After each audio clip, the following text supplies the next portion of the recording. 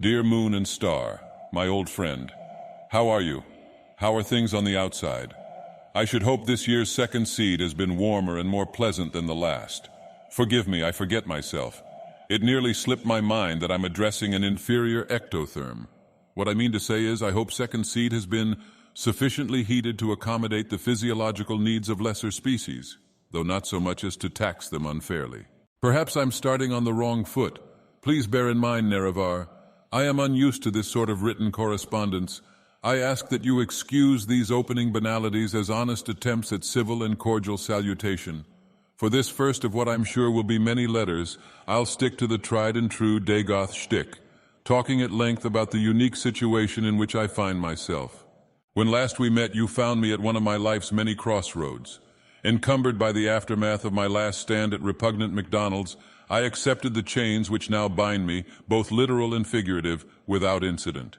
Many moons have passed since then, and while my white-hot contempt for the modern world burns on, I soon realized a life built upon the ashes of hate is no life at all. These days I've become something of an esteemed fixture here in prison. A few months back I was given my first cellmate. Big fellow, Bothmore Grogel, I believe his name is. You know how these infernal orc names are? Unless you've got a mouthful of scathed craw stew, you'll never get the pronunciation just right. Anyway, day one, both foolishly mistook my erudition for a lack of hardness and tried in vain to make me, how did he put it crudely, his prison bitch? Ha ha! Yes, well, a few wraths of Dagoth and a brandishing of that firebite dagger you left with me last time soon made a gentleman out of him.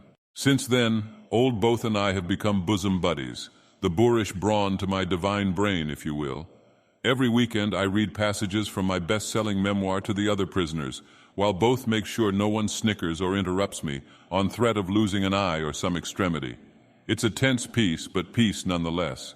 Even some of the guards have taken a liking to me. At first they dishonored the sixth house and the tribe unmourned by making light of my plight.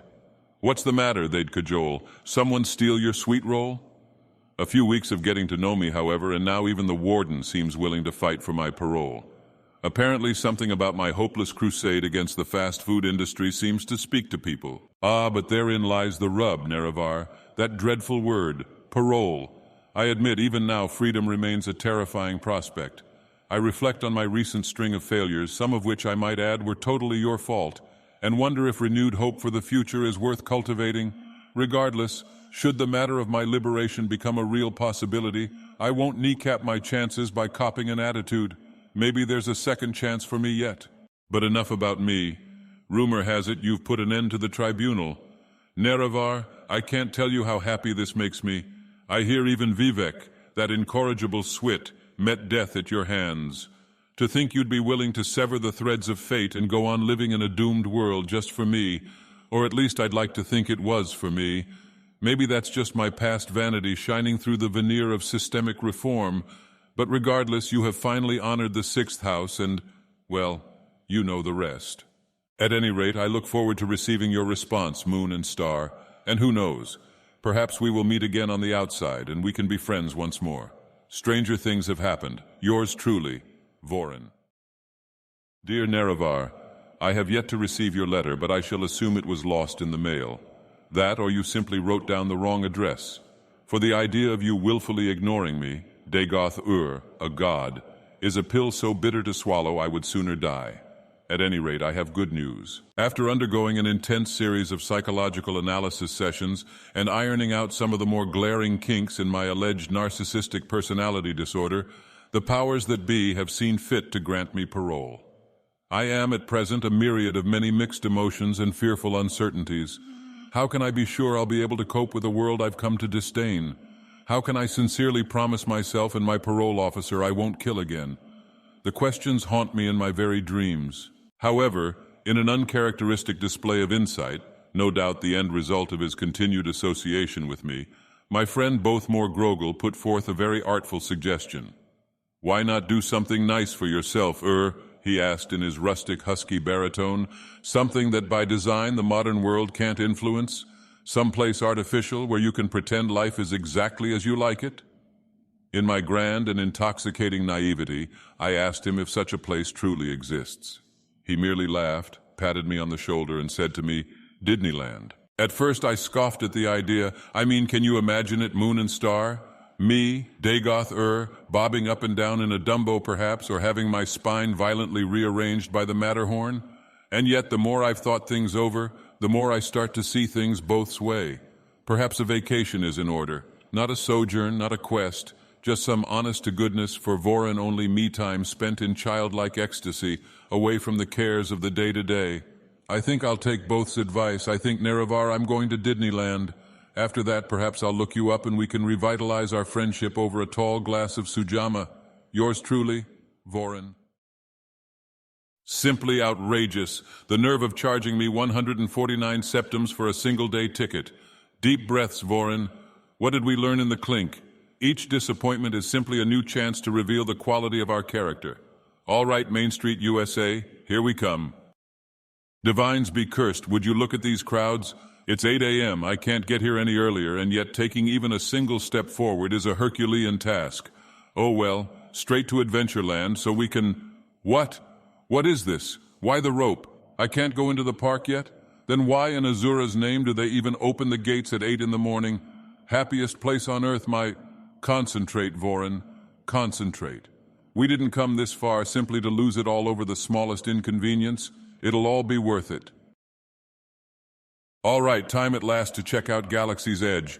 I'm no fool. I know every Enwa in Anaheim will make Rise of the Resistance their first stop. So best to get the jump on them early and get a fast pass. So we...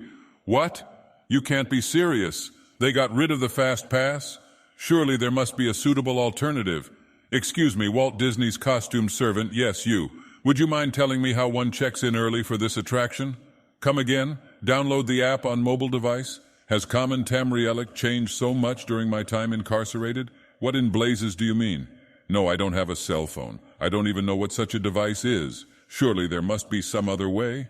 No, I'm not getting snippy with you. I just fail to see the utility in requiring a guest have access to some abhorrent, useless piece of modern technology just to get their butt in a seat they've already shelled out substantial coin for.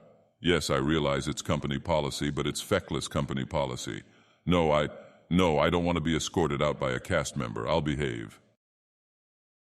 Well, if nothing else, I can at least actualize every dweeb's dream and finally discover what the blue milk of Tatooine is supposed to taste like.